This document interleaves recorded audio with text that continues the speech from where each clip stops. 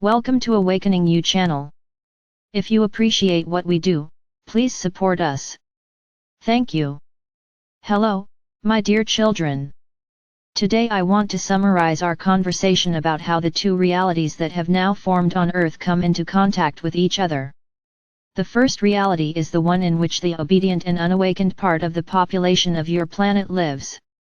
And the second reality is the one in which there are people who have already gone beyond the three-dimensional world with their consciousness and do not want to live according to the programs that globalists are trying to impose on them. As you can see, this division can be traced at all levels of your being. In some of his areas, these realities are extremely distant from each other, and in some they are still quite close.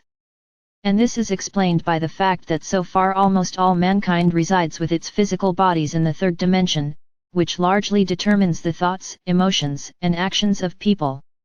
In addition, even among the awakened inhabitants of the earth, few people manage to live surrounded by their like-minded people, whose consciousness in all its parameters completely coincides. Most often, there is a closeness of views in certain groups of people only on individual issues. As for the level of their vibrations, they are more dependent on the age of the human soul, which largely determines the level of his spiritual development. Therefore, my dear, not only in the camp of deep sleeping people, but also among those who have already awakened enough, far from homogeneous energies reign, since the consciousness of these people is also heterogeneous. And in order to balance the chaotic and diverse vibratory background of the earth, formed by the fact that each person, regardless of what reality he belongs to, has his own unique energy palatra, I offer you the following meditation practice. Let's call it the Motley Veil. To begin with, I suggest that you conduct a fairly deep meditation in order to feel the overall energy picture on Earth, and then you can conduct it as a working practice. So, call on all your heavenly helpers and enter a rather deep meditative state. Imagine your Earth wrapped in a model energy veil, each flap of which is a kind of energy.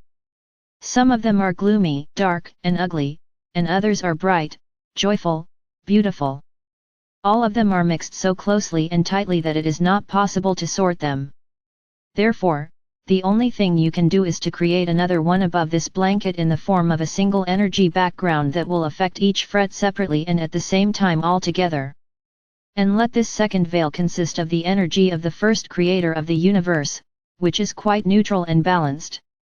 It is it that the vast majority of the inhabitants of your planet can assimilate.